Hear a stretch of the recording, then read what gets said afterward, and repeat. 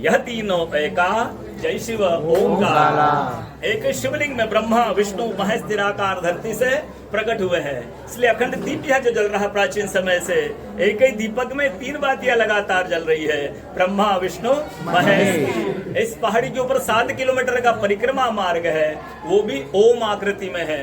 जो पर्वत पे हम प्रभु के दर्शनों के लिए खड़े हैं, ये पर्वत स्वयं शिवलिंग की आकृति में है। चारों तरफ नर्मदा मैया जलहरी बनकर बह रही है।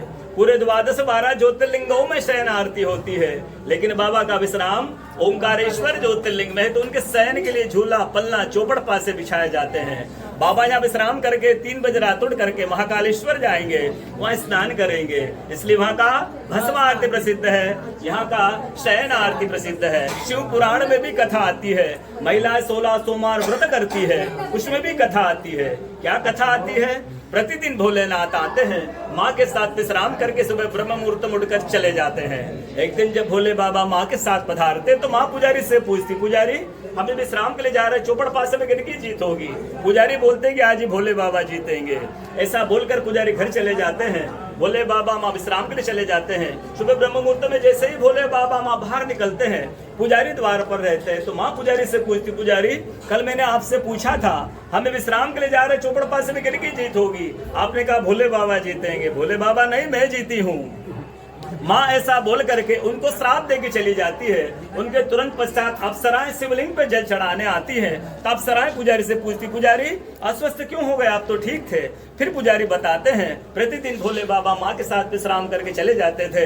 कल भोले बाबा माँ के साथ पधारे, माँ ने मुझसे पूछ लिया, पुजारी हमें विश्राम के लिए जा रहे चौपड़ पासे में किनकी जीत होगी? मैंने कहा भोले बाबा जीतेंगे। भोले बाबा नहीं, माँ जीत गई, माँ मुझे श्राप देके चली गई। अप्सराएं बोलती, चिंता न करो, हम अंदर जाकर शिवलिंग की पूजा करके आते, फिर इसका उपाय बताएंगे। अप्सराएं अंदर जाकर के भोले बाबा की पूजा करके बाहर आकर बोलती, पुजारी आप 16 सोमवार व्रत कीजिएगा, व्रत करते ही स्वस्थ हो जाएंगे, व्रत करते ही ठीक हो जाएंगे। ये वो कथा का दर्शन ओंकारेश्वर ज्योतिर्लिंग में प्रतिदिन होता है। बोलो ओंकारेश्वर भगवान की जय। पूरे 12 ज्योतिर्लिंग में ओंकारेश्वर ही ऐसा ज्योतिर्लिंग है जिसके दर्शन के पश्चात कोई महानदी का दर्शन होता है, जिसके तट को छूकर कोई महानदी बह रही है। आप काशी जाएंगे, गंगा जी दूर है। आप उज्जैन जाएंगे, क्षिप्रा जी दूर है। आप सोमनाथ जाएंगे, समुद्र है। लेकिन ओंकारेश्वर ही ऐसा ज्योतिर्लिंग है जिसके दर्शन के पश्चात कोई महानदी का दर्शन होता है, जिसके तट को छूकर कोई महानदी बह रही है। वो महानदी है रुद्रदेहाय विद्महे मैं कलकन्याय धीमहि तन्नो नर्मदा प्रचोदयात्। भगवान शंकर की दह से पसीने के बूंद से निकली है मां नर्मदा।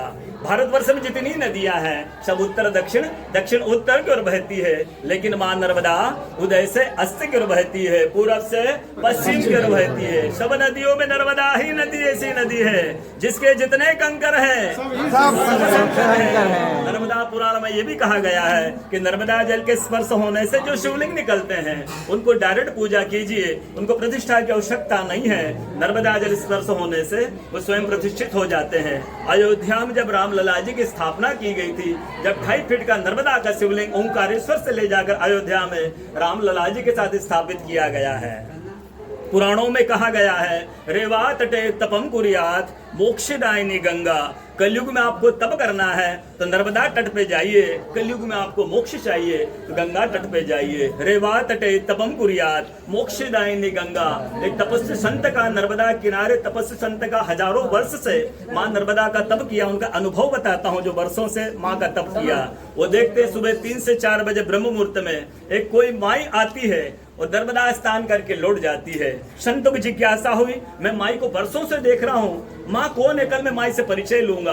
सुबह ब्रह्म मुहूर्त में जैसे ही माई नर्मदा स्नान करके लौट रही थी, संत ने देखा माई जा रही है। संत दौड़ते गए, माई को साष्टांग दंडवत प्रणाम किया और माई से पूछा, है माँ मैं वर्षों से आपको देख रहा हूँ, अब नर्मदा स्नान करके लौट जाती है माँ अपने परिचय दीजिए। तो माँ अपने परिचय देती है, मैं गंगा हूँ, कलयुग में शुद्धिकरण करने के लिए नर्मदा स्नान करने के लिए आती हूँ। बोलो गंगा की जय, मैया की जय, ओंकारेश्वर भगवान की जय। आज के कथा के आनंद की जय, सारे भक्त और भगवान की जय। नमो पार्वती